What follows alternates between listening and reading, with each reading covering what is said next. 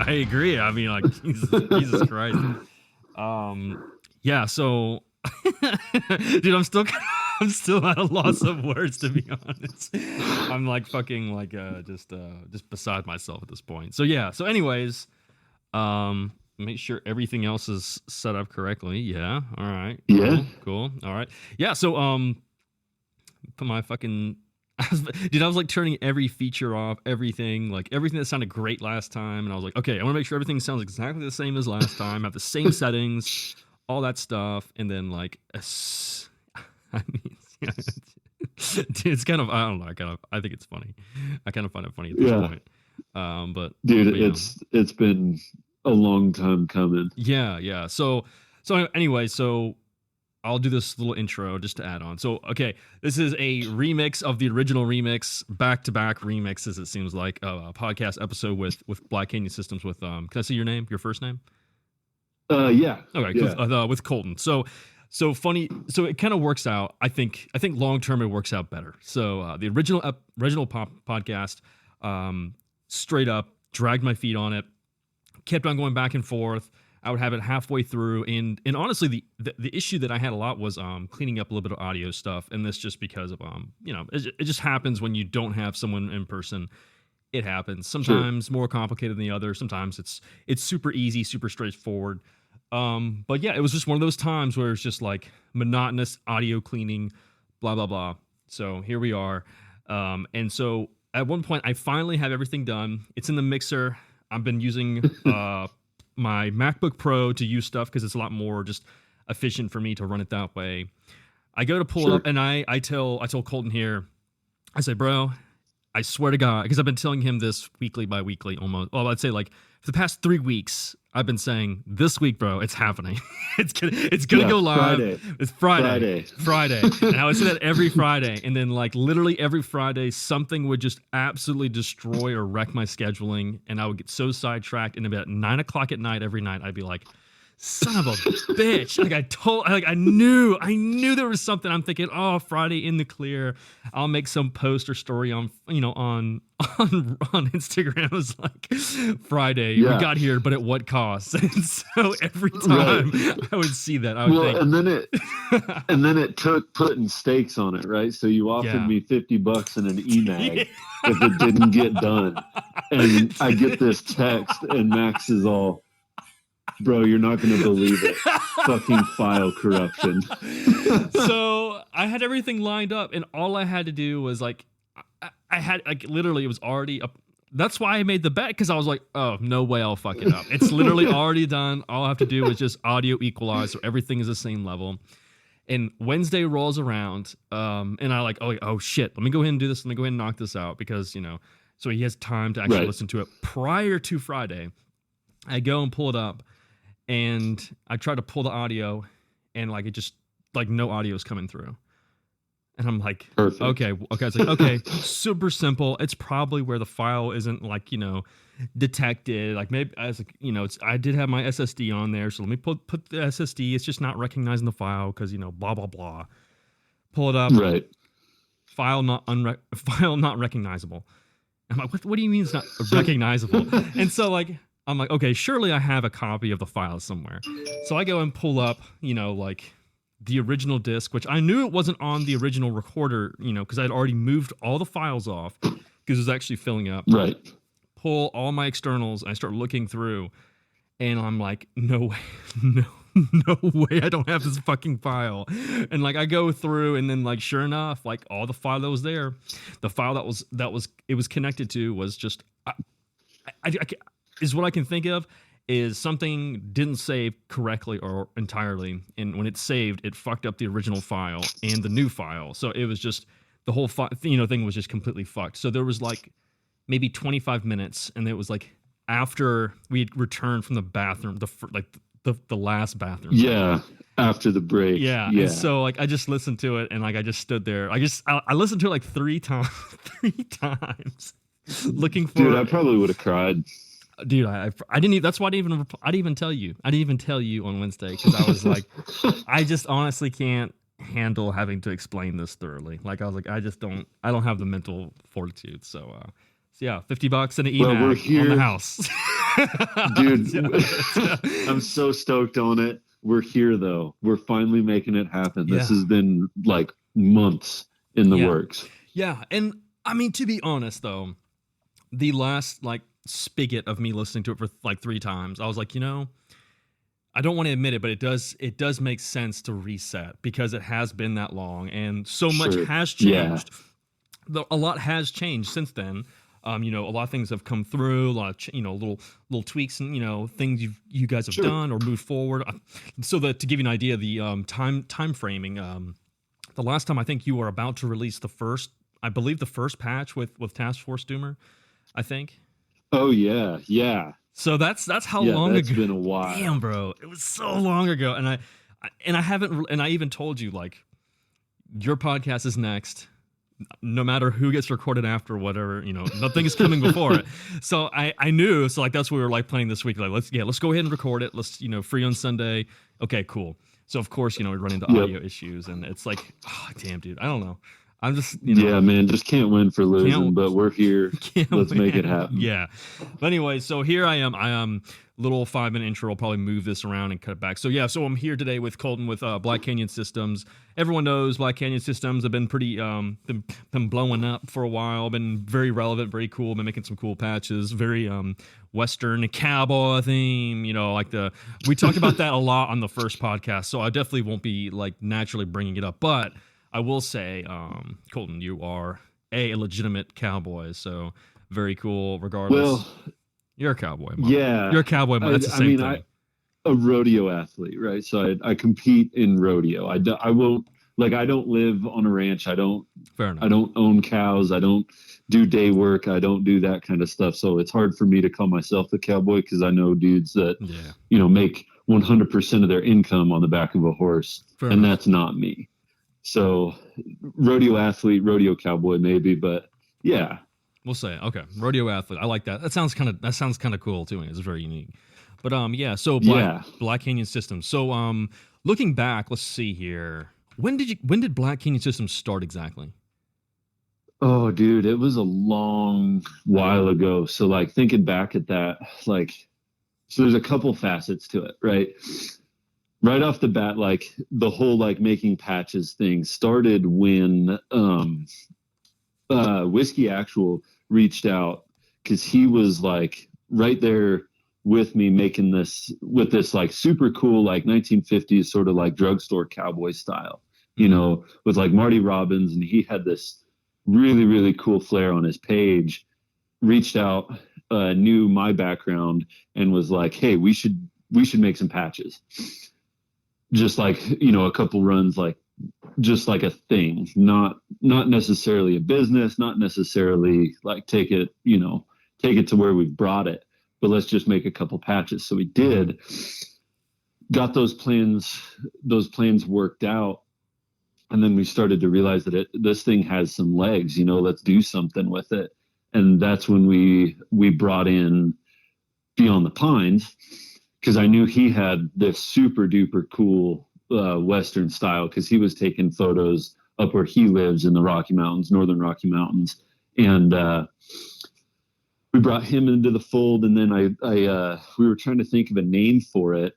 And way back, like this is dang near a decade ago now, my brother-in-law and I, at the time, I was just dating his sister. Now we're married, but we were super into the Black Powder Red Earth comic books. And if anybody remembers those early issues, one of the contracting companies was called Cold Harbor. And he and I were joking at the time about having like this fictitious company or corporation that had like all these facets in it that would do like training, exploration, like all these different things. And we knew we wanted to make it something cool sounding like Cold Harbor. So we picked an adjective and a noun, and it ended up being Black Canyon way, way back, like 7 years ago, because it's a thing. It's the Black Canyon of the Gunnison in Colorado is a place that we'd always been. And it's a really, really cool, pretty part of the state. So we made this fictitious company way back.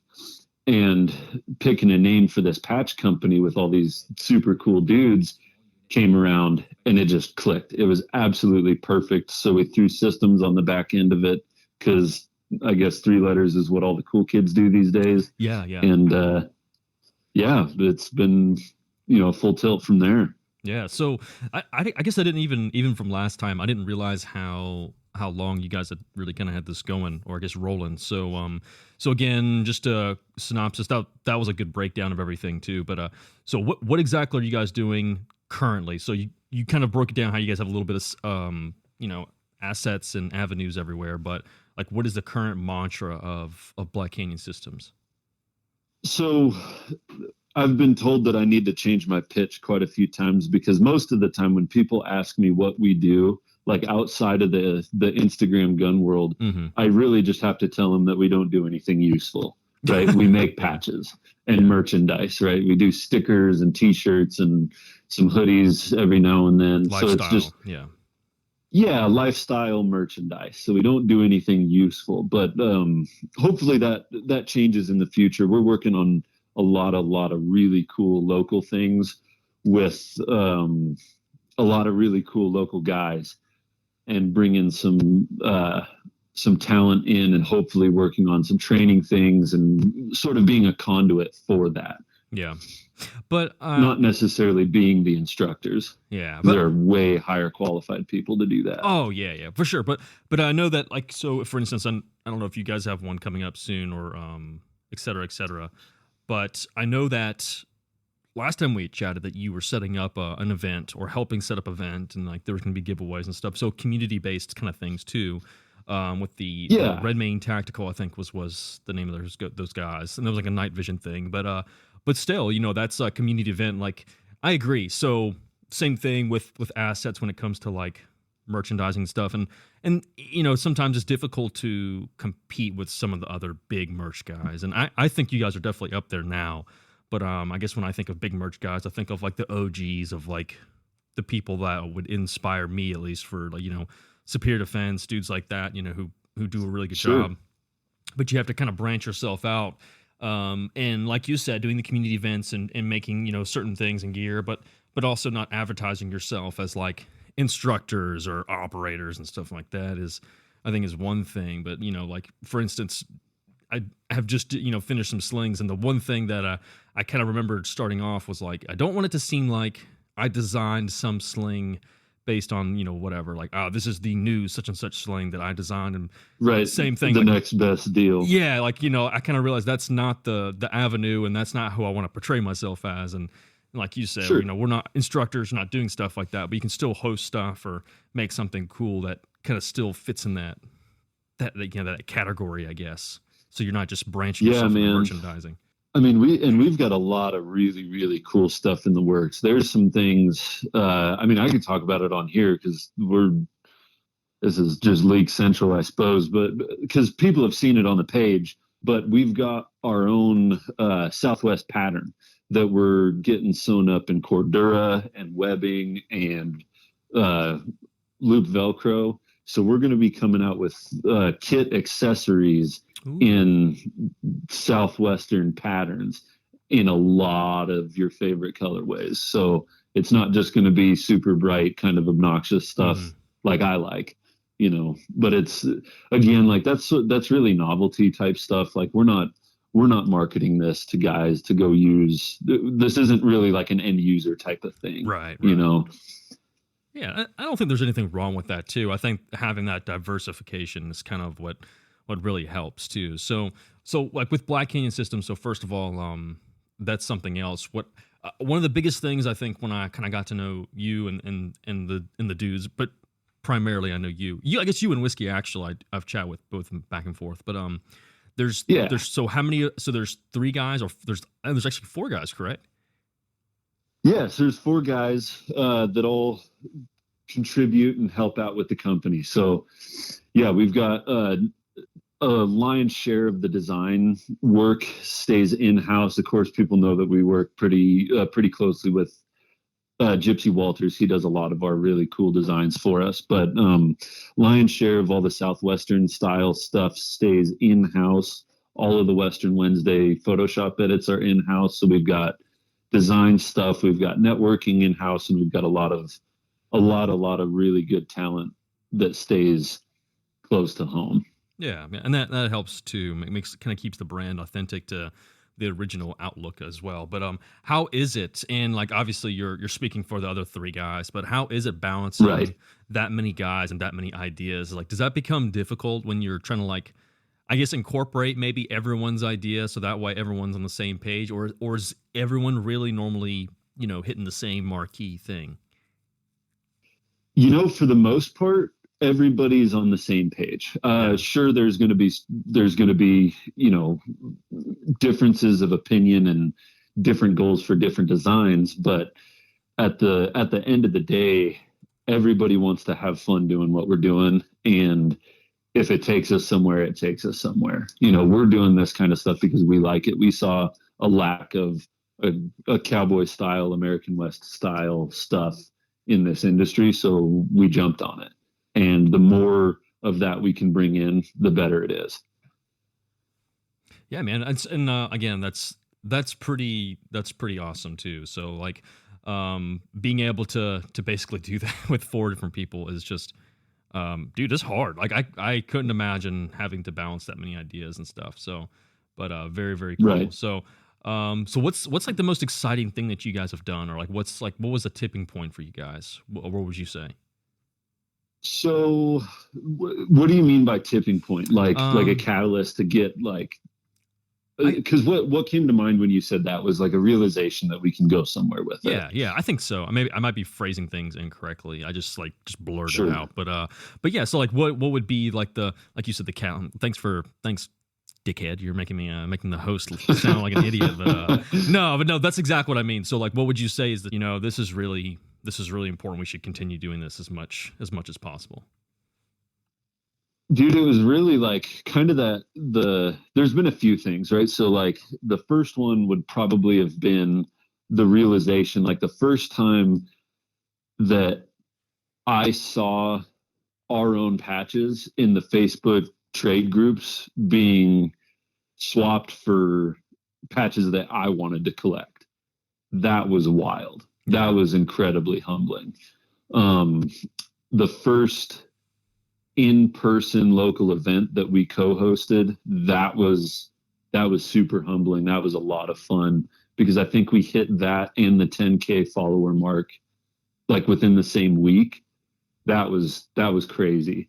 And then more recently, we've been working pretty closely with a group out here in Colorado, and we've been doing a lot of merchandise for those guys, right? So they'll come to us for team patches, team stickers, team flags, which we've posted on the page a few times. And that is super duper cool. That's really, really humbling to realize that, like, you know, as capable as those dudes are, they're not necessarily the best at sourcing that kind of stuff. And that's literally what we do. So if we can help them out with that and help out these local heroes, sure. You know, I'm all about that. Yeah, and at the end of the day, that's like, you know, they're like their goals and all the stuff that they're in. You know, I'm trying to think of the right word here. I guess invested in, like, their skill set. You know, the last thing they want to care about is getting stuff sourced and, you know, getting material and stuff like that. You know, so it's cool that doing stuff like that. And I mean, hell, dude, that's been super fun regardless. But yeah, very, very cool. So like, what's I'm trying to think here. So trying to go through, I'm like looking through the page as well.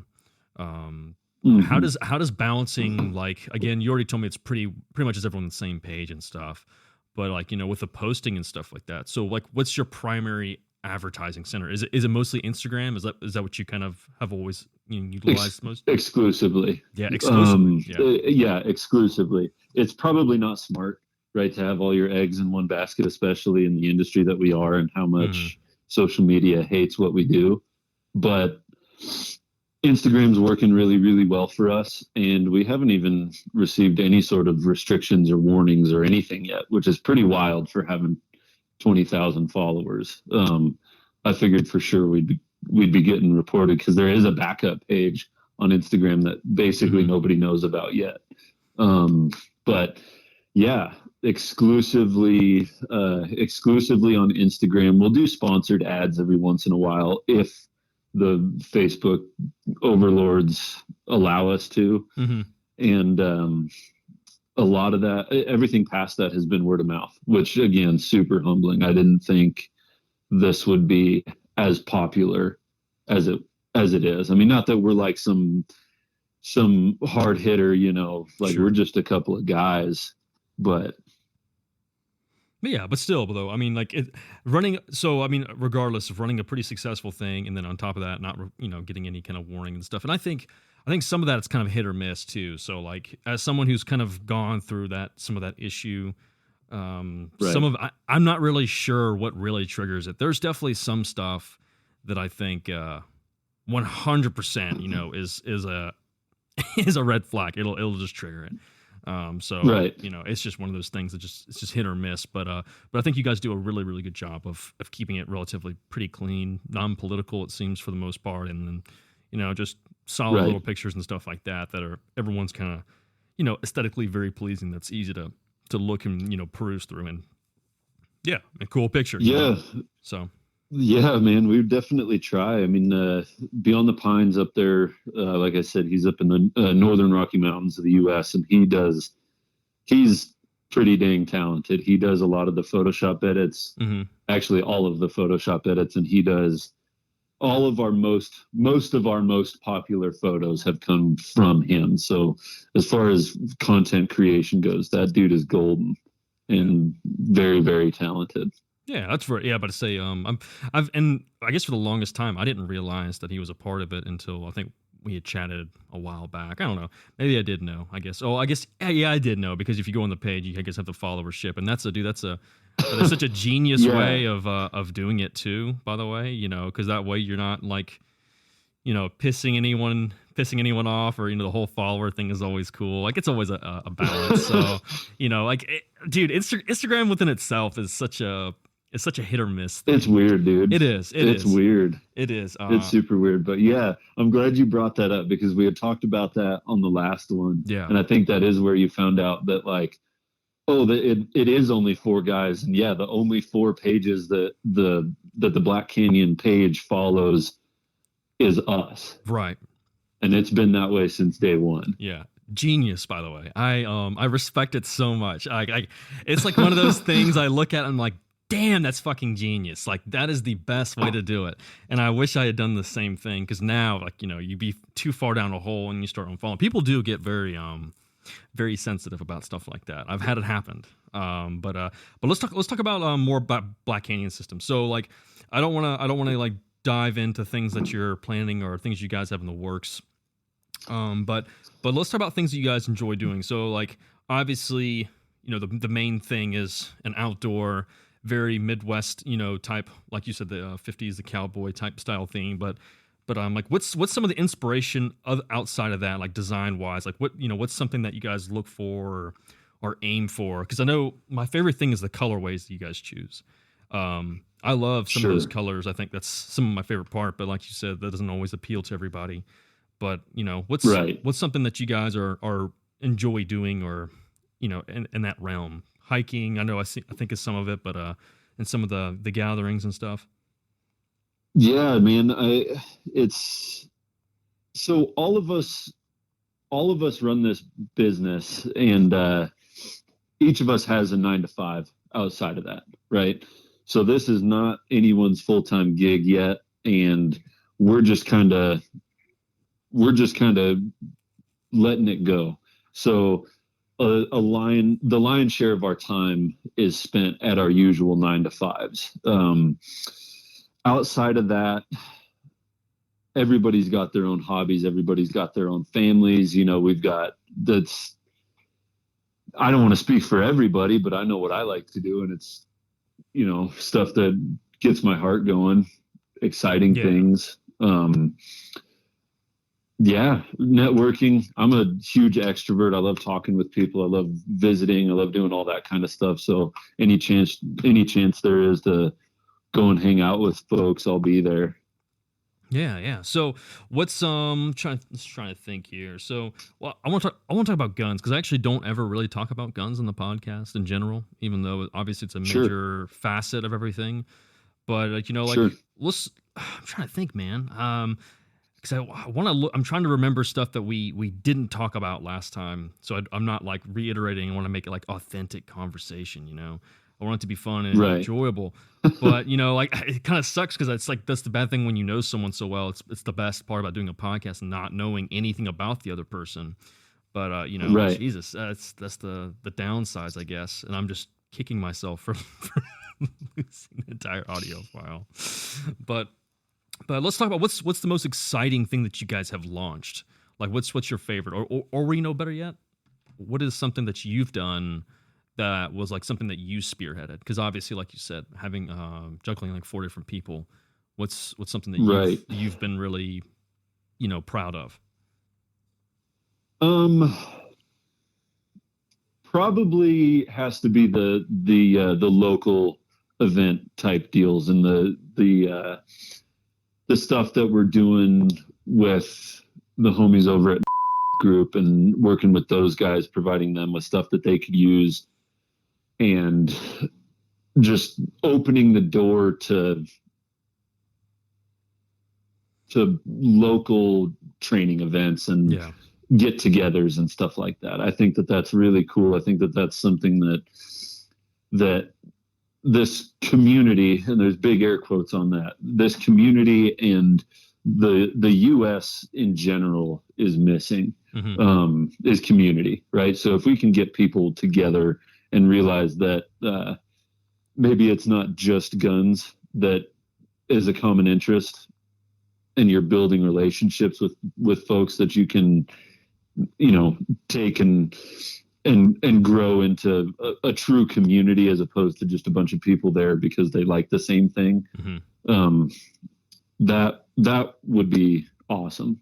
I'd like to see something like that happen. And if we can be the conduit for that, that's perfect. Yeah. What when you say or do stuff like that, like what's a way do you think of other than like doing some of the community? I mean, obviously you guys do like an event and a group meetup and stuff like that locally, but how do you? I mean, I'm assuming you're kind of like your customer base is. Well, I know it is. I know because there's various people that I know that follow the page and really enjoy your stuff. But like, how do you think? What's the best way of reaching out for other people that are not local? But you actually did have a bunch of people fly in too, which is pretty cool. But continuing. Yeah, that was wild. Yeah. We had a dude that drove like 7 hours just to get to that most recent night shoot, which was crazy. We had dudes fly in from like Detroit. It was nuts. It was absolutely crazy. I don't know, man, because I think that a lot of that community that I was talking about needs to be more grassroots. Like you can only do so much over social media. Like, I don't know about you, but my best friends in the world I didn't find on social media. These are guys that I've spent time with in real life. I met through rodeo, and they're, I don't know, man. It's kind of tough. I think spending time in your own local community is the best way to build a community, and it's kind of a bullshit answer to the question that you asked, because you asked how to do it without that local community, but I don't know the answer to that. Yeah. Sorry, I fucked you up on that, didn't I? Well, I fucked you up a little bit. No, you're good. No, but no, if it's a hard question, it's a good question, right? And the only reason I asked that was just because I feel like you guys do such a great job, and the fact that I don't think most people don't realize that, but not everyone is that's a part of Black Canyon Systems is actually local. So like, I think so your brother-in-law, he's not too far away, but I mean, I think Whiskey Actual's on the East Coast, and then is Beyond the Pines. I think he's West Coast, right? He's Pacific Northwest. No. He's not. He's, like I said, he's northern Rocky Mountains. I'm sorry. You did answer that. No, you're fine. Yeah. So that is one thing that I don't think people realize either, is that I'm in Colorado. My brother-in-law's in Colorado. Whiskey's out on the East Coast, and like you said, so all of the order fulfillment is one guy. That's me. order fulfillment happens in one place. We can't have, just logistically, it doesn't work to have that separated. So yeah, we've got dudes making content all over. That's why you see so much variety on the page. And whether that's a good thing or not, I don't know. I think it's a good thing. I like it. But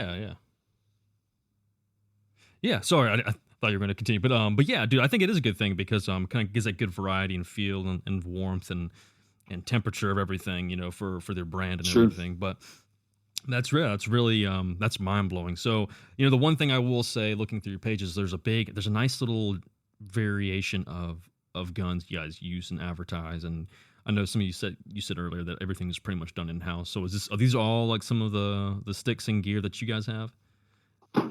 Yeah, I think. Are you talking about the edits, like the Photoshop edits? Yeah, I mean, other than like the obvious ones that are like movie stuff like that. But I mean, you guys have them photoshopped in there anyways. But yeah, I guess just like some of the pictures and stuff. Oh yeah. I mean, all of the guns on the page are either owned by the people in the photo or the person taking the photo for the most part. Like that's something that I don't know really the story of how anybody else in the company got into guns because we don't really talk about that a whole lot. But I know my story. Like I grew up shooting from, like, my first gun was a 10/22 and I had it before I could hold it up. It was too heavy. I was an itty bitty little kid. So I've been shooting all my life. And about probably like the Magpul Dynamics days with Chris Costa and Travis Haley, like way back when those dudes were like the pinnacle. I mean, I still think Travis is one of the most underrated, influential folks in the firearms industry, bar none. But that's neither here nor there. What I was getting at is that right about that time, my old man bought his first AR. And he and I went out and shot that a whole bunch and kind of just went all downhill from there, and here we are a lot of years later, and that collection has grown and broadened, and you go through phases of different things like Punisher skulls and all the cringy stuff now. And, it's just how it goes. Yeah, that's the nature of the beast, dude. I think everyone goes through those stages. So so your first gun was 10/22. What's your current gun? Like, what's your current go-to gun? Well, I'm assuming based on the AR-15 platform and stuff like that. What do you like to run? Dude, that's such a hard question. I'm sitting here in my office right now looking down. I literally just got done dry fitting a 20-inch rifle length SPR upper that I'm super excited about because I think it's like one of the only 20-inch SPRs that I've seen out there. On the gram. But dude, as far as like a go-to, that's so hard. Probably my 14.5. I've had this BCM, complete BCM enhanced lightweight BFH 14.5 since forever. The barrel's getting about done because I've just shot the living shit out of that thing, but I love it. It's probably my go-to. Like, if I had to grab a rifle and that was the only one that I'd have forever, it'd be that. Check it out. Do you have a picture of it, dude? Where's the picture of it? See if we can find a. Yeah, dude, I got tons of photos of it. It's like I said. I mean, I've had that thing for freaking. I think I've had that upper since like 2015. Oh shit. Okay, yeah. So you have it for. And other than paint job and like optics and such that have swapped out, nothing has changed. And like, basic preventative maintenance type stuff. Yeah. Very cool. Swapping gas rings and shit like that. Yeah. But rail hasn't changed. Let me see. How many rounds do you think you have? Bro, is it the one with the key mod on it? Yes. Yeah. Yeah. Yeah. It's with the dick mod that everyone makes fun of me for. Oh, what's wrong with it's, man? Whatever, bro. I have nothing against key mod. It just lost the bidding war. That's all. Yeah, I've been happy with it. Like, at the time, back then, it was all the rage, at least to me, because Travis Haley was the one who was like, using it all the freaking time. And that dude, like I had 100. So when I graduated high school, all I wanted to do was be a firearms instructor. That's it. That's all I had my head set on. Cause I didn't end up growing up in a rodeo or ranching family, you know. I grew up in a small mountain town up above Boulder, about 40 minutes west. And, you know, we'd come down to go to the National Western there in Denver every year and watch the stock show. And that was the big rodeo around. It still is. But I didn't grow up doing that like most folks in rodeo did. So, guns were a huge thing for me. Like like I said, all I wanted to do when I was leaving high school was train under Travis Haley at Haley Strategic. And so I bought that upper way back thinking KeyMod was the next best thing. I was like, fuck Hemlock, that shit's gay. Little did I know I was the one with dick and balls all the way down my upper. But, you know, what do you do? What do you do? Yeah. But I mean, honestly, so like looking back, I think there was like a couple of like alternating like reports about like, you know, long-term use durability, blah, blah, blah. And, you know, like I think M-LOK did win on some of it, but there was some stuff that KeyMod actually did a little bit better. But also if you think about it, I think I'm almost positive that Knights Armament was a big proponent of KeyMod.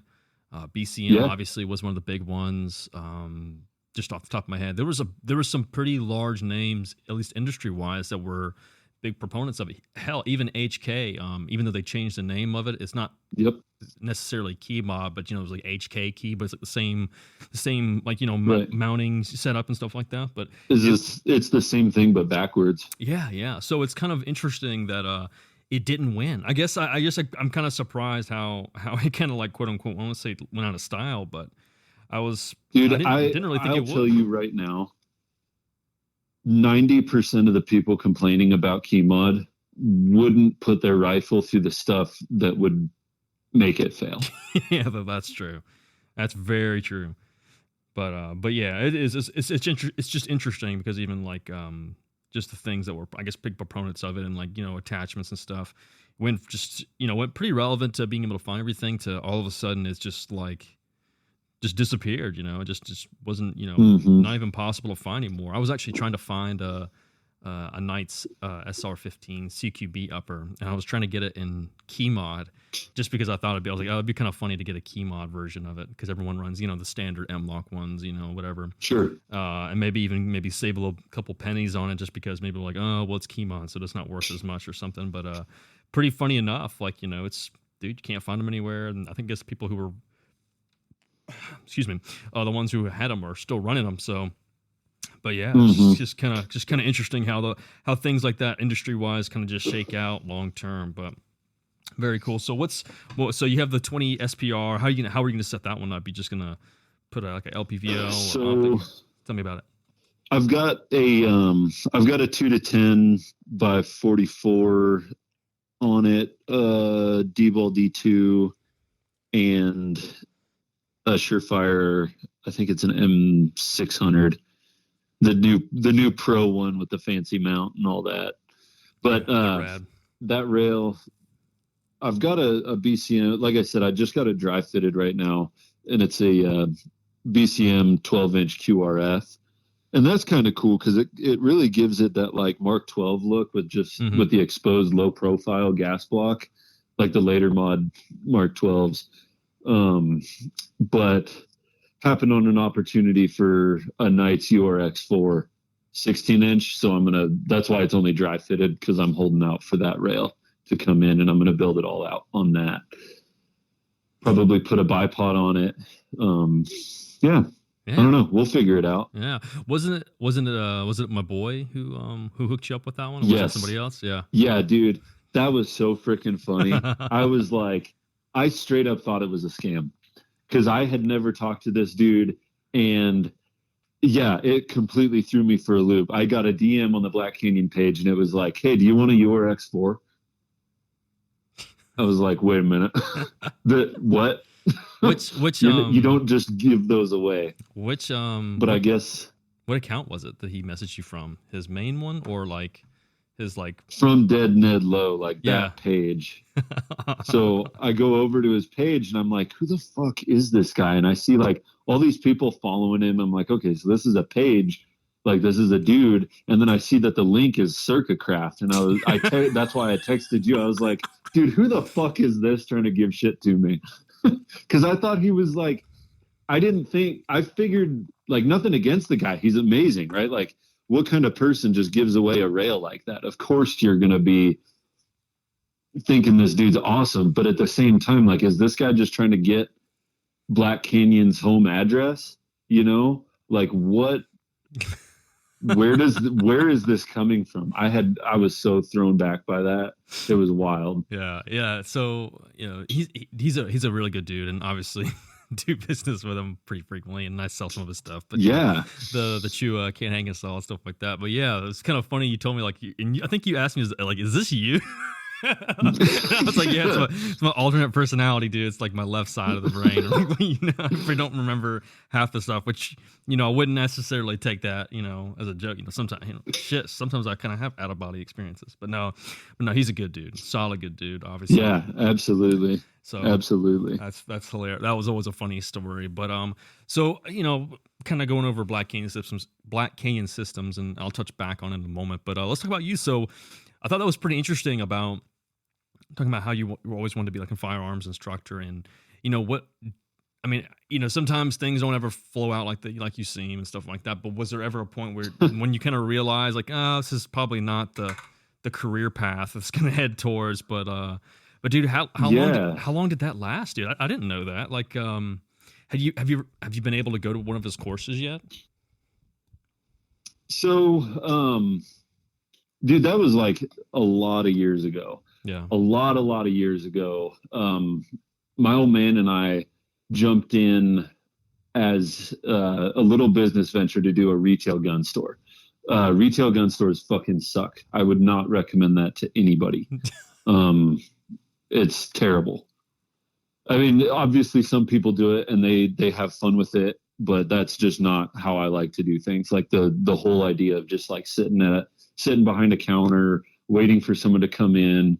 All they want to do is buy like the cheapest piece of shit you've got. Yeah. It was terrible. I hated it. What I did really enjoy is we would do basic pistol courses, and CCW courses. That was a lot of fun. I really, really like the term's really been coined lately by GBRS, who took it from Haley Strategic, knowledge transfer. I've been super passionate about teaching people things for a very long time. Like my favorite place to be is a museum. I love learning things. I love looking at history. I love just that idea of knowledge transfer. It's one of the most powerful things in the world. So from a younger age, I had been wanting to teach under Travis Haley, because this is like the pinnacle. This is the dude that you go to learn all this cool shit. And so I had an amazing opportunity to go to the first showroom in Scottsdale, not the newer one with the stairs. This is the one before that. And sit down with Travis and not have like an interview, because I was young, dude. I think I was like 17 or 18, somewhere in there, like right about to graduate high school, right about to start on that journey. And sat down with him, and we had a really good long talk about what it would take to train for him. And after that, what I wanted out of it. Like, why did I want to do that? The why was pretty easy to answer. That was simply just because he was the best at the time, and I wanted to be the best at the time. How else do you learn to be the best other than training under the best? Mm-hmm. So we had a really long talk about that, and he kind of laid out some ground rules. He was like, look, right now you're too young. You need some life experience. I don't require military. I don't require law enforcement, but it certainly helps. And a college degree would really help. And I walked away from that thinking, okay, that's what I need to do. And I spent the rest of high school working at different gun shops all around like the Denver metro area, because there wasn't a whole lot where I grew up, and did that deal for a lot of years, and then realized that, working as a retail gun employee, first off, sucks, like I said, and then also it doesn't make you a lot of money. And in order to have really cool stuff like Mark 18s with IR devices and the latest and greatest shit, you need a lot of money. So I had a buddy that was a regular at the store, got me a job as a parts driver for a Kenworth dealership. And I went ahead and took that job, got out of the firearms industry, and just sort of fell out of love with it, man. For a lot of years, I didn't really pay attention. I completely stayed out of it. Like at the time when I left the firearms industry, people made fun of me for buying armor. Wow. To use while instructing on the range. Like it was a while ago that I was doing that kind of stuff. And so fell out of love with it, had to get a real job, and kind of derailed those plans. But then I had a really, really important person in my life pass away that was a catalyst to build this urge to sort of test my mettle and to see what life held. And after that happened, I realized that, you don't live forever, and you never know when that clock ticks, and your time is done, and that's just it. And then what do you have left? So I had always grown up going to rodeos, just never had the desire to do it, and thought, you know what, it might be kind of cool to try and ride a bull. Like, I think Tim McGraw has a song where he talks about getting on a bull because he's about to die or whatever. I think he's got like terminal cancer or something. And it was just like one of those deals, like, yeah, that might be kind of cool. I ought to try that sometime. And the more I looked into rodeo, the more I realized that the bareback riding was what I really, really wanted to focus on and what I wanted to do. Cause it's the most physically demanding and the toughest of all rough stock events. It's gnarly, dude. It's a fist fight. So I saw that and thought, no, I don't want to ride a bull. I want to do something that really, really tests who I am and what I'm capable of. So I went to I started late, really, really late. Most folks, like I said, grew up in rodeo. They've been doing it, chasing rodeo and following their parents around since they were kids. Like they got Little Britches rodeo and shit like that. I didn't do that. I went to the Southeast Texas bareback riding school when I was 21. Super duper late, and got on my first one, and it was the most incredible feeling, and I was hooked. Ever since then, I've been chasing that high. Damn, dude. Like that's so first of all, I want to say I had no idea all the background on the firearm industry and the initial training and like the focus and stuff.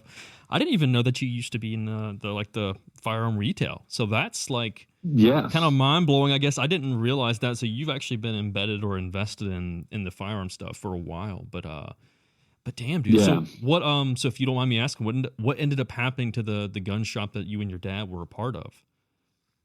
So we had a third partner who was doing some shady shit with some shady people, and it turned into this whole fuck mess that, yeah, dude, it was a problem. I think like there's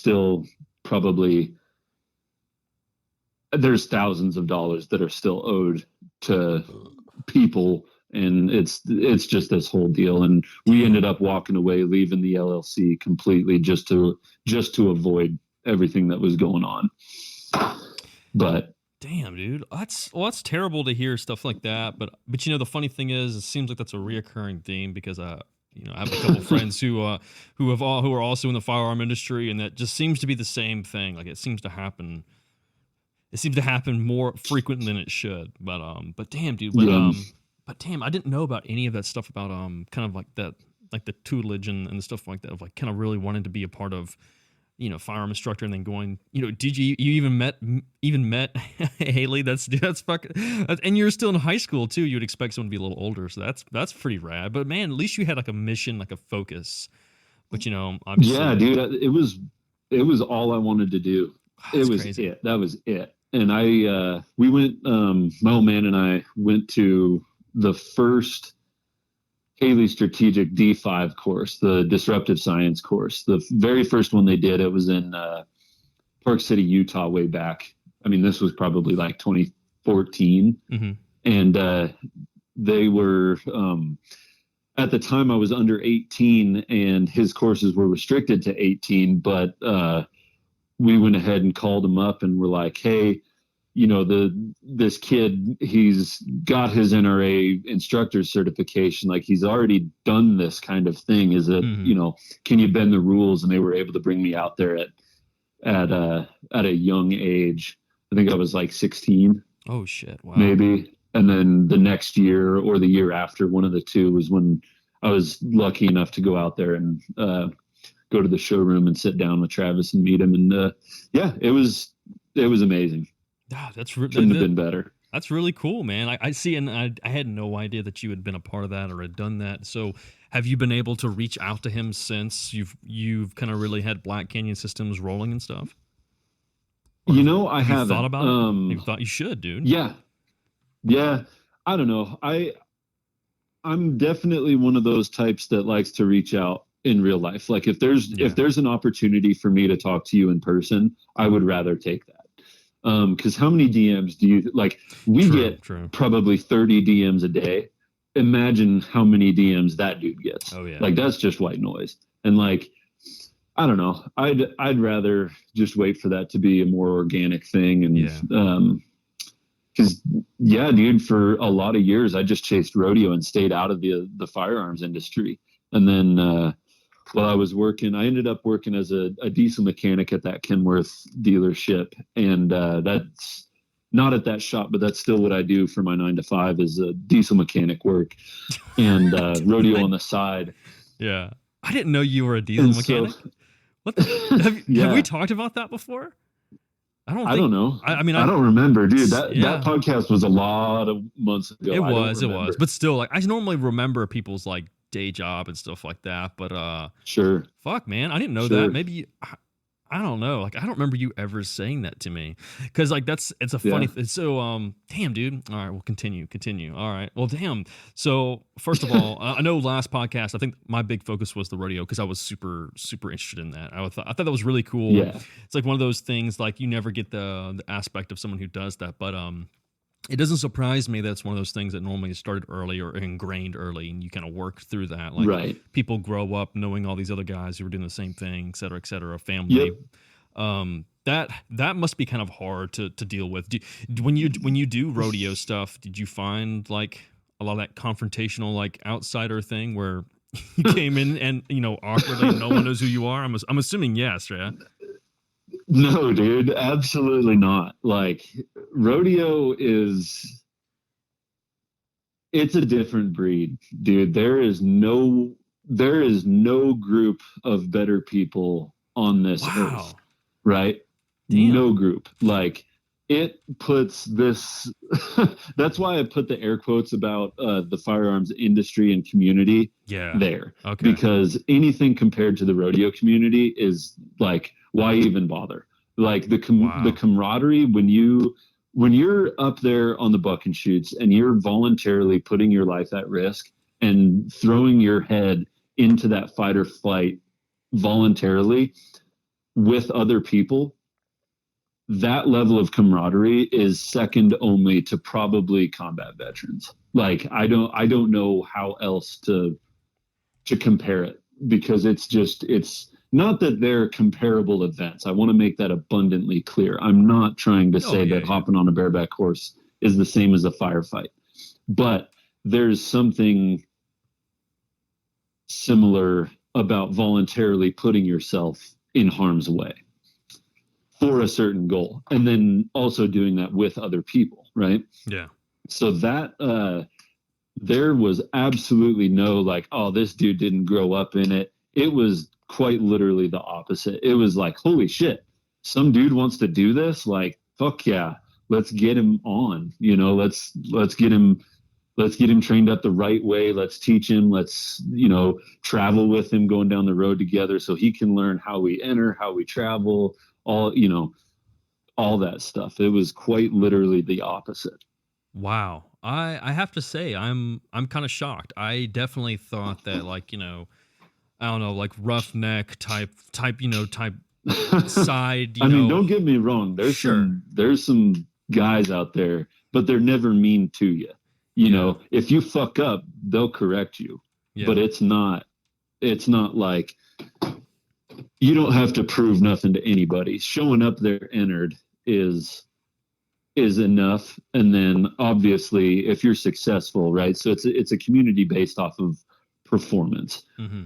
Right. So if you're good at your job, everybody's gonna, like that. If you're not good at your job, people will help you get good at your job.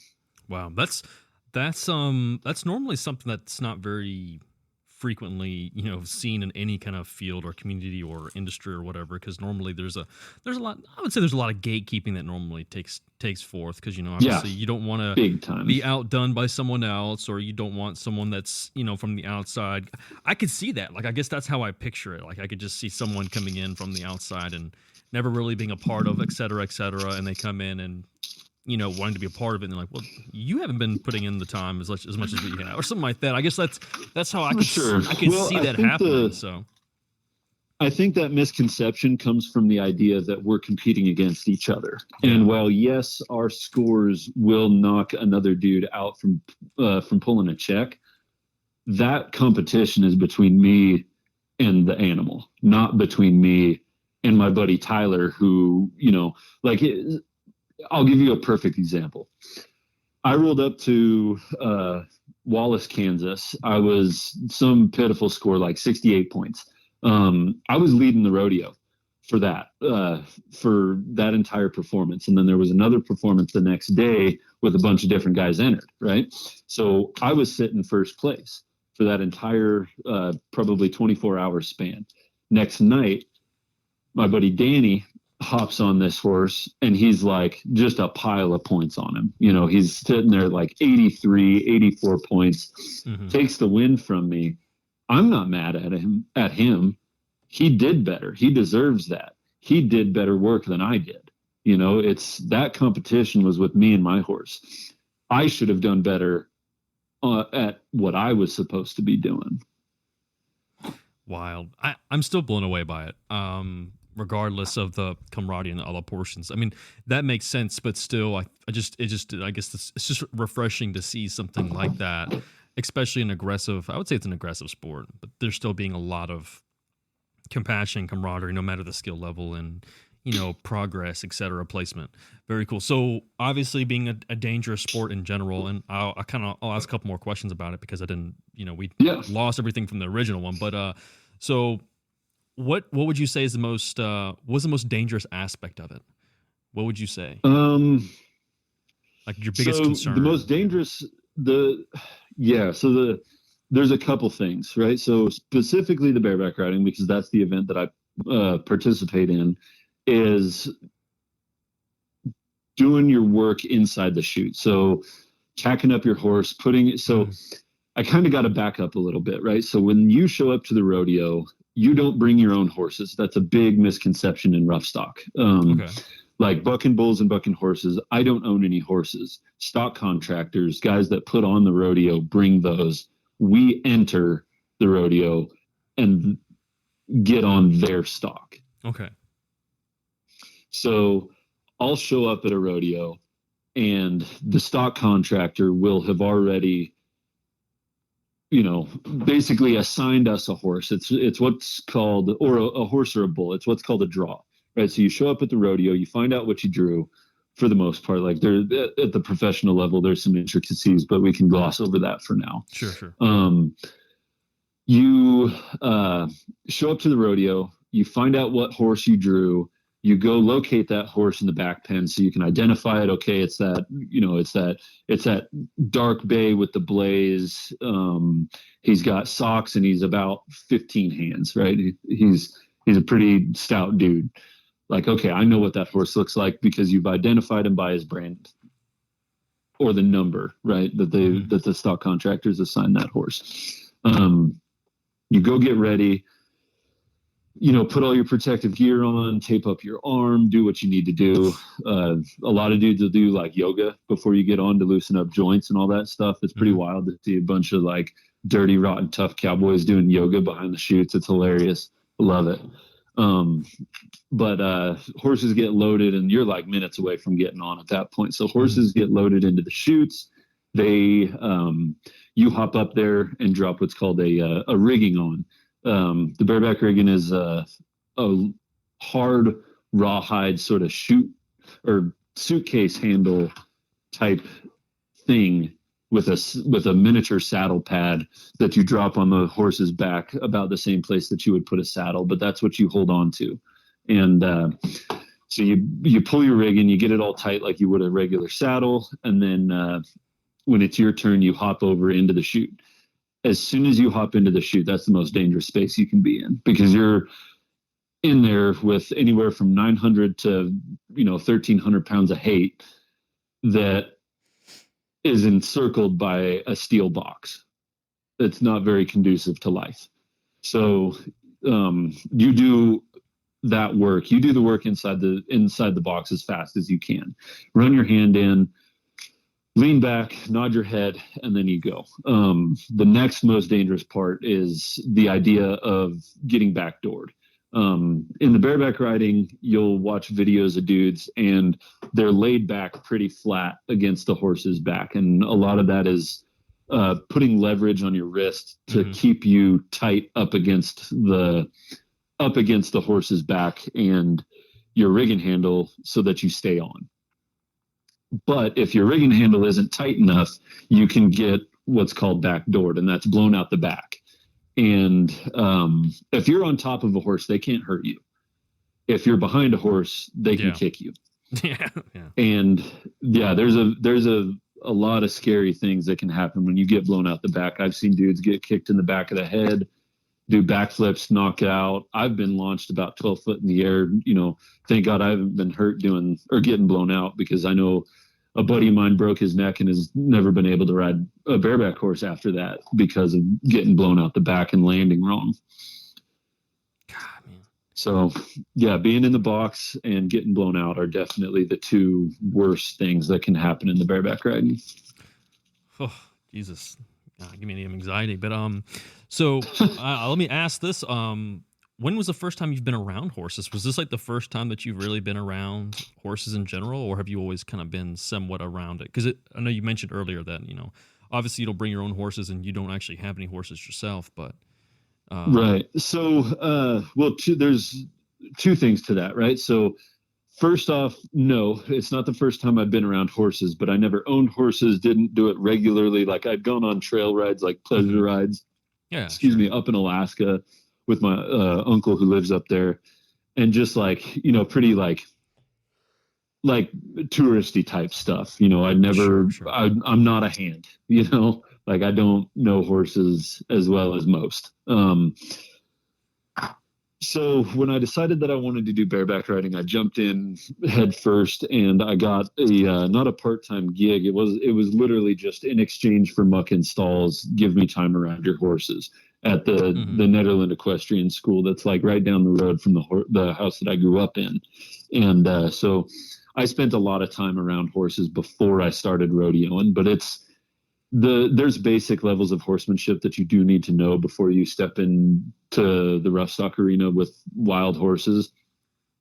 But when it comes to like the act of riding and doing saddle horse things, it's completely different. Yeah. And not necessarily applicable. Like they're, like I said, basic fundamentals that are helpful, but it's not, I wouldn't say that you need to be a tried and true cowboy with thousands of hours in the saddle to do what I do. Yeah.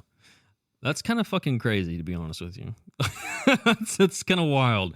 The thought of not really being in and around horses a lot of your life growing up and stuff like that, and then obviously recognizing, familiarizing yourself, and then kind of like you said, like doing some handwork and stuff like that, blah blah blah. But then going straight into straight into that. That's kind of crazy, dude. Because I've been around horses growing up, and my wife being a big eventer specifically.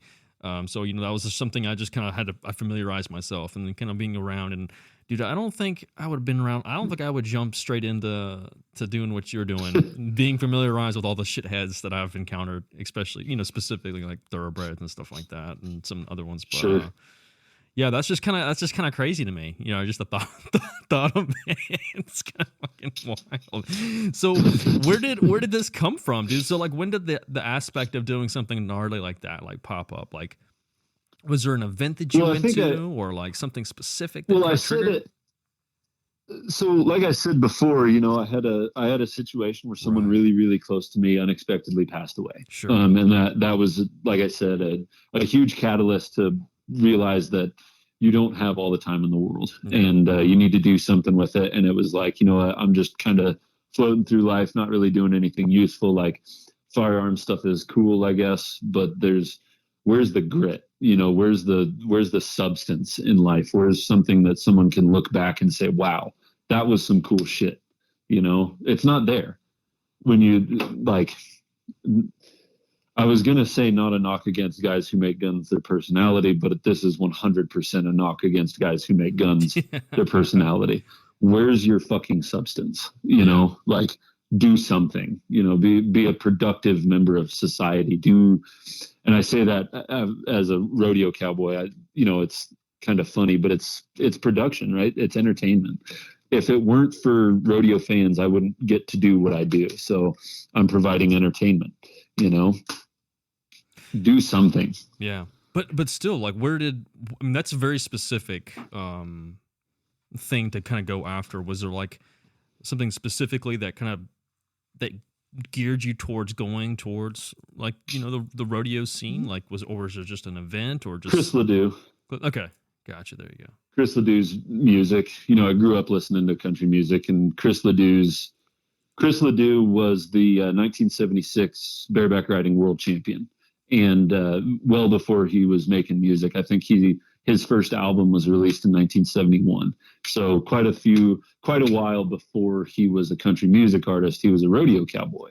And you just listen to his songs and the authenticity behind what he sings and how he sings about it, and the words that he uses, because, language is incredibly important and words have meaning. So you hear the words that he uses and how he talks about it, and it just sort of was like, wow, okay, this resonated. Yeah, it resonated with me and spoke to me in a way that made me want to do that.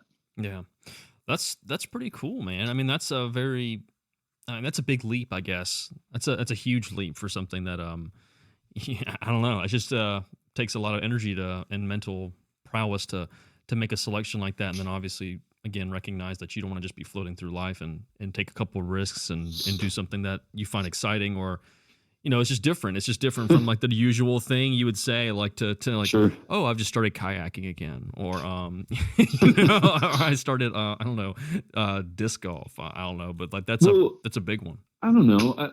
I think that everything's relative for the most part. Yeah. I think that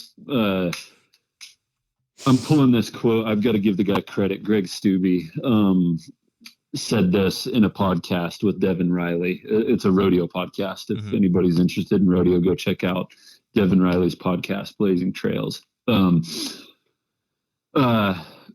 He said that pain hurts and fear is scary. Doesn't matter who you are, right? Like, if kayaking down Whitewater Rapids is what gets your rocks off, dude, hell yeah. As long as you're doing something that excites you, do it. And if that's your threshold, that's where you're comfortable, perfect. As long as you're there. Yeah. So I don't want to sit up here and say that like, yeah, I do some wild shit and I'm the baddest ass there is, because I'm not. You know, that's just a cold hard fact. I'm not, and I don't want to come across saying that. So pain hurts and fear is scary, no matter who you are. Yeah.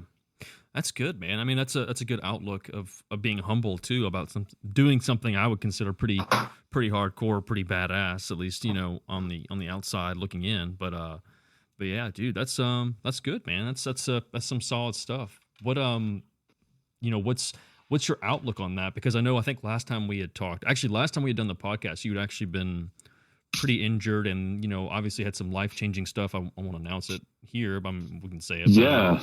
But has that changed? Yeah, we should definitely talk about that. Yeah. So like first, so last time we had talked, you had gotten pretty badly injured, but you were ready to kind of get back at it again or go for it again. But you also, you know, I'll let you say it.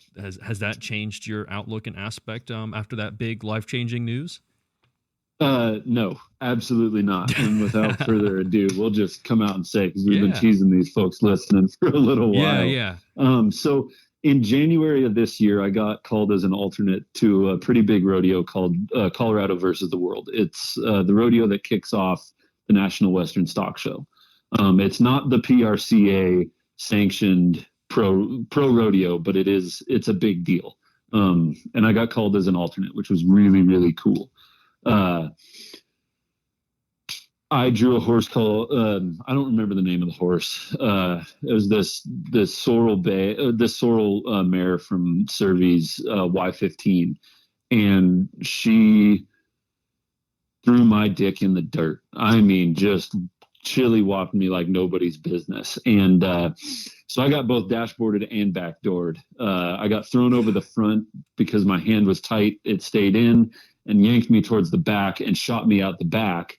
And when I came down, I landed flat on my back with my chin tucked, looking back between my legs, which is what you're supposed to do. So I know I was doing my job right. That horse just came out and just fucked you made up. Me pay for not. Yeah, she made me pay for not doing what I wanted or what I was supposed to do. She made me pay for it.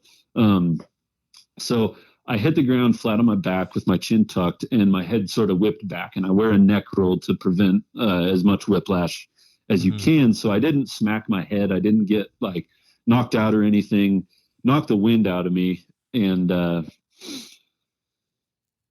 thought it was just like really bad whiplash. So I hop out, go over to the Justin Sports Med tent and get a bunch of ice. And they were like, yeah, you should probably go to a chiropractor, but here's a bag of ice, you know, do with it what you will. So I ice it for a little while and it just felt like bad whiplash until about a week later, I couldn't get out of bed. I sat up and my neck sort of like gave out and my head just whipped back and it was pretty gnarly. It was a Friday. I had to go to work. So I called my boss and I was like, yeah, I ain't coming in. You know, my neck's all fucked up. And my wife jumped out of bed, walked into the office here where I'm sitting right now, grabbed a SAM splint, and we fashioned this little like rinky-dink C-spine collar to help me up out of bed. And I had an x-ray scheduled, so I bumped the x-ray up to like that morning, go to the x-ray, and the doc says your C7 to T1 is misaligned enough. We're worried about internal decapitation, and you're not allowed to drive yourself. We're either calling you an ambulance, or your wife has to leave work and come take you to the hospital. Holy shit. So call my wife. We go over to the ER for an emergency CAT scan and MRI, and it comes back with nothing. They're like, all your bones, all your ligaments, everything looks good. Nothing's broken. We have no idea why you hurt so bad. It was the weirdest thing I'd ever been a part of in my life. So, and I'm sitting there like 25 years old. What is like, something's wrong. There's no way that I can be 25 and not be able to get out of bed. There's something wrong. I promise. And the ER docs, who really just, I don't know how much you know about the medical field, but ER docs aren't exactly the most reliable source of diagnostic information, maybe is the best way to put it. Because it's like arson investigators, right? They look for arson. ER docs look for emergencies, right? So I spend about a week in the C-spine collar. Everything's doing fine. No big problems. I figured, wow, that was just like a muscle tweak, like overprotective muscles. No big deal. And then about a week and a half later, same thing happens. My neck sort of gives out. It hurts real bad. And I'm about to tough through it. I'm thinking, you know what? Fuck that. I'm not going to the ER. I'm not taking another ER bill for them to tell me nothing's wrong, until all of a sudden I start losing my sight. My extremities are going numb. I thought my spinal cord was being pinched off. So go back to the ER. I do an MRI with contrast this time, make myself feel like I got to pee, like I peed my pants. It's the weirdest feeling in the world. Damn, dude. And again, same thing. The only thing they can come up with is spasmodic torticollis, which was kind of describing what was going on, but definitely wasn't what was going on. And they told me this is basically something you're going to live with for the rest of your life. It just is the way it is. You'll probably never rodeo again, blah, blah, blah. You know, the usual sports story that people get told all the time. And I just didn't take that for an answer. Like, there's no way that that's what's going on. So I go to a chiropractor for a third opinion. And this guy is an absolute rock star. Katz Chiropractic in Boulder. Like, huge shout out to those guys. They're freaking outstanding. Not a paid sponsor, by the way. Just free little shout out. Those dudes have worked on bull riders. The dude trains Brazilian jiu-jitsu. He's an athlete himself. Took a scan, sent it off to some folks, like sent it off all over the place, and basically came back saying, like, dude, your neck is fucked up, like real bad.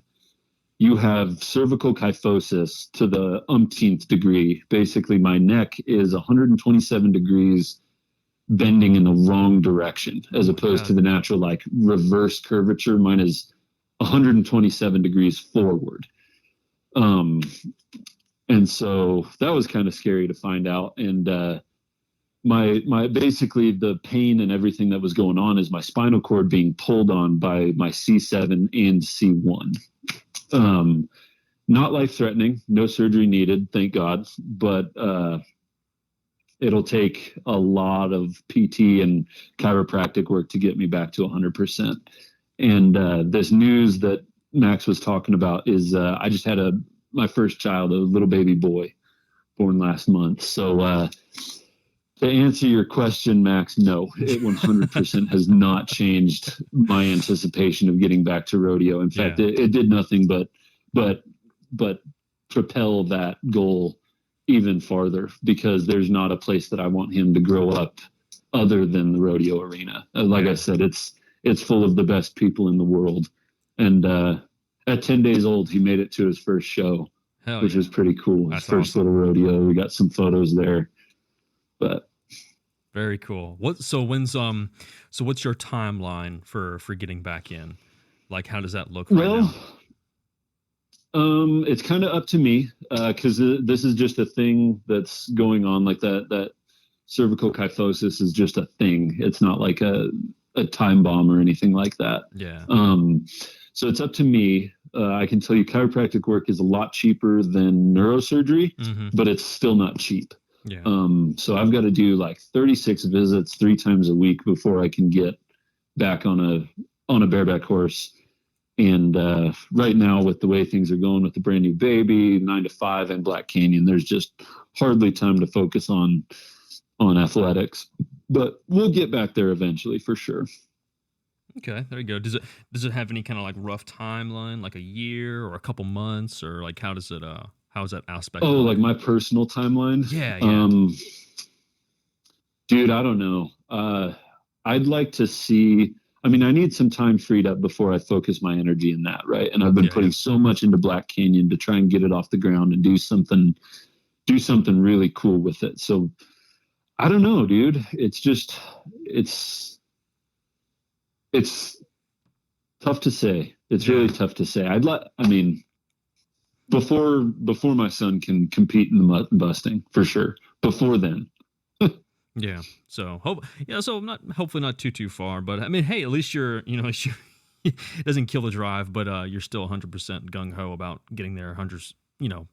back to at least close to 100% before you jump back in. Do you have a lot of without a doubt. Yeah, did you get a lot of support from other riders and stuff like that after kind of going through a kind of a tough injury and then like not being able to figure out what it is? Like, how did that go about? Yeah, man.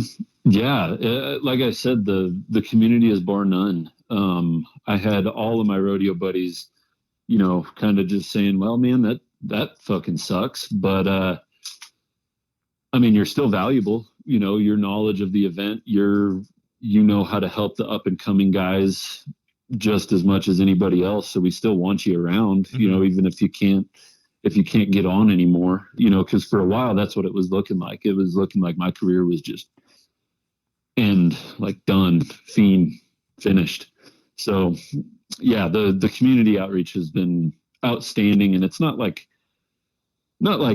this is detrimental, right? Like there are dudes who J.R. Vizane got paralyzed by a bareback horse, and you know that's a real story that people should be focusing on. I've just got a little bit of a neck problem, you know. I don't even need surgery. This is no big deal. Mm-hmm. So yeah, but that community outreach has been outstanding.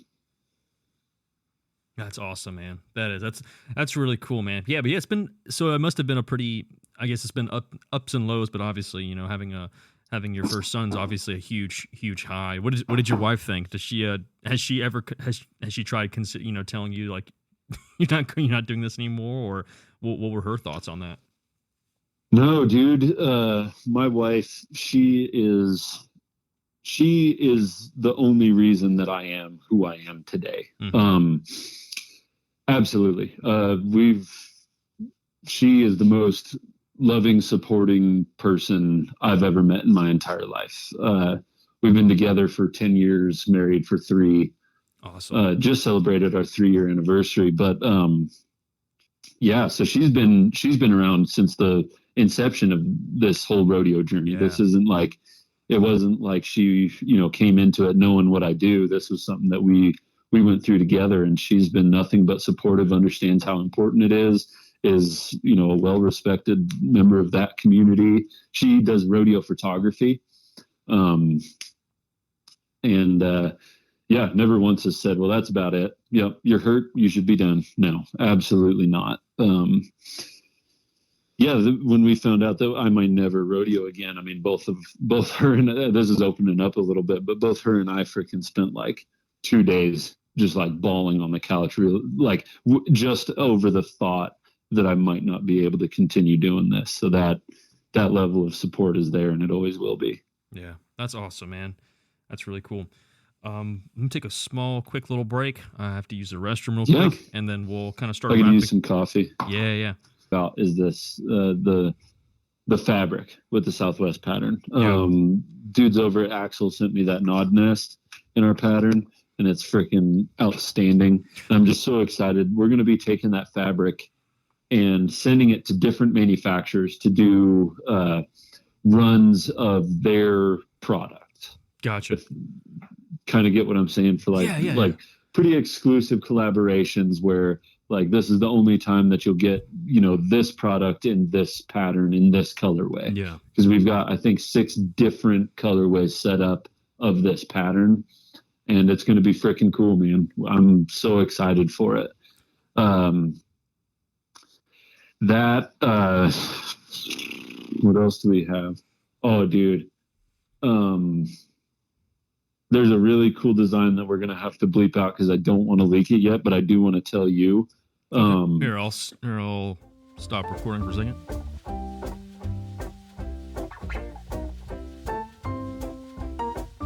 But yeah, that's a really cool project. Obviously, I'm all down about that.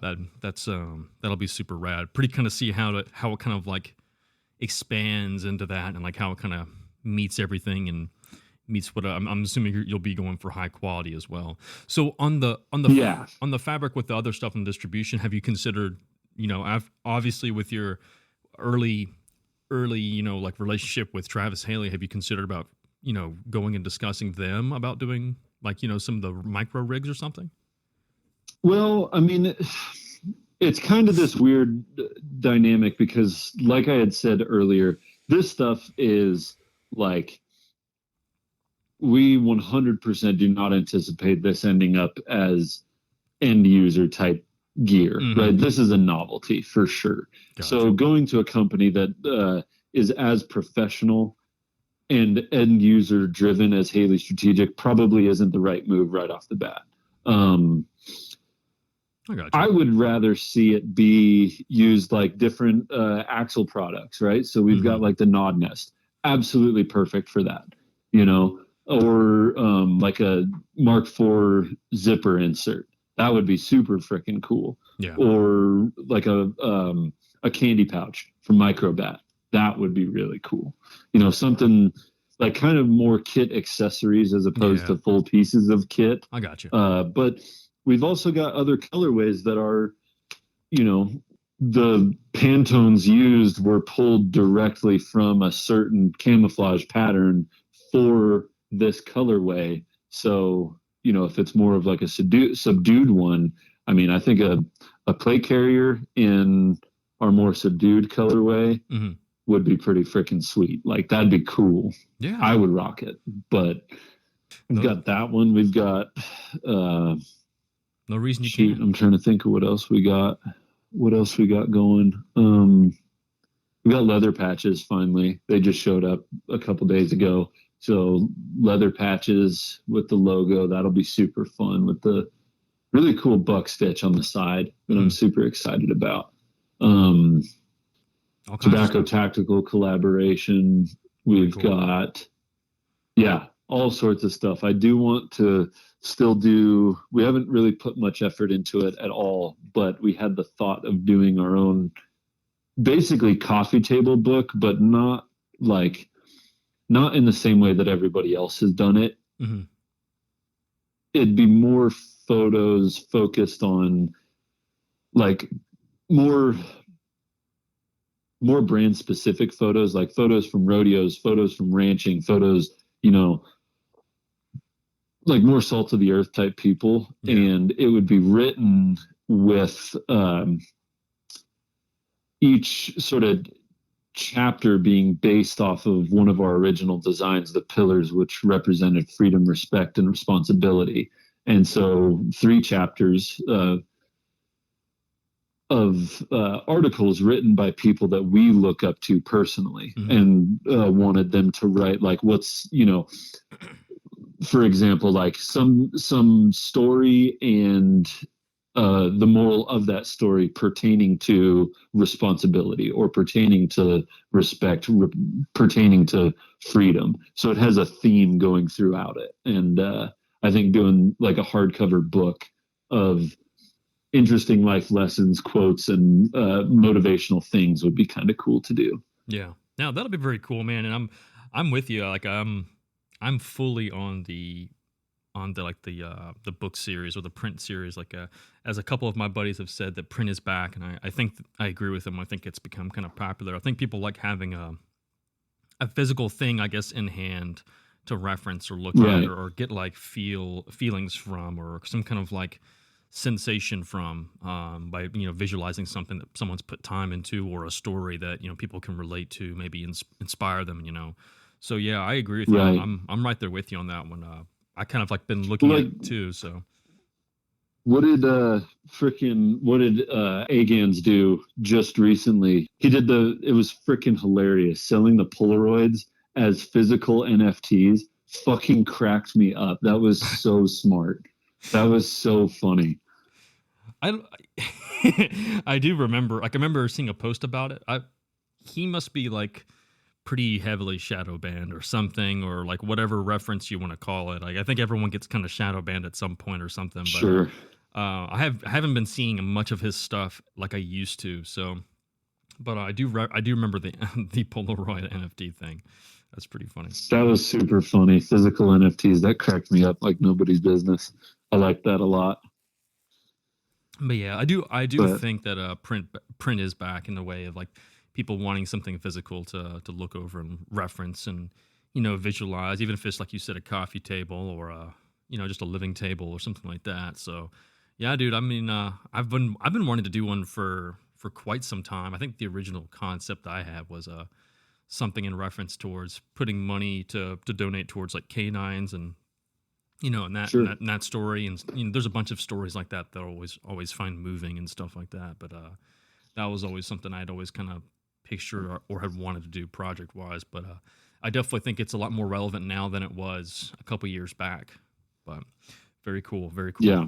So got that stuff in the works, some little custom fabric and stuff like that. That's really cool. That's impressive.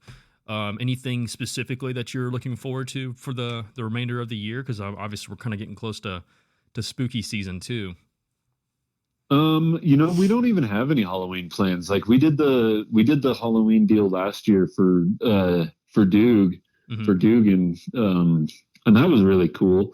But we don't have any plans for any Halloween themed stuff. I mean, that might change because we've got. Oh shit!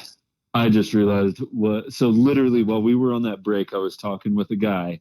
I was talking with Doodles by Derry because we're working on a design with him, and I just realized it's perfect for Halloween. There you go. Bam. Absolutely perfect. We've got it's okay. Yeah, sweet. Awesome. Thanks for making that happen, Max. You're welcome. There you go. That's what I'm good for, dude. Make that brainstorm pop. So glad to assist. Glad to assist. Yep. Hell yeah. Well, awesome, man. Well, hey, before we do wrap this up, make sure that we got the other guys who are part of Black Canyons tagged up and referenced. So who else do we have here? We've referenced them by names, but let's give a shout out to especially their handles, since we know that's Instagram is the main thing.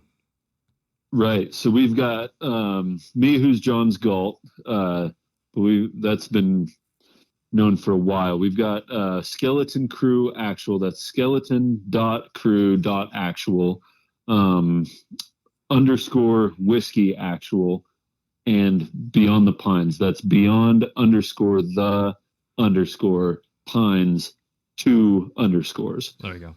And I'm sure Max will throw all that shit in the show notes. But the easiest way to find us, if you want to reach our personal page, is go to the Black Canyon page, look at the pages that we follow, because it's literally just the 4 of us. That's it. Yep. So very awesome, man. Well, hey, thanks again for jumping on again. And obviously touching base back on everything, and hopefully we can continue to do this again without it being a corrupt file or a mess up or something like that. But appreciate you spending your time on a Sunday and all the cool things you guys have pumping out, and awesome the cool backstories of some of the inspiration and obviously the rodeo experience. I think is really cool. People will enjoy. But again, that's Black Canyon Systems, Colton, and thanks for jumping on, man. Yeah, dude. Thanks for having me. This was a blast. Absolutely. Thank you again. All right, buddy. Have a good one. Later.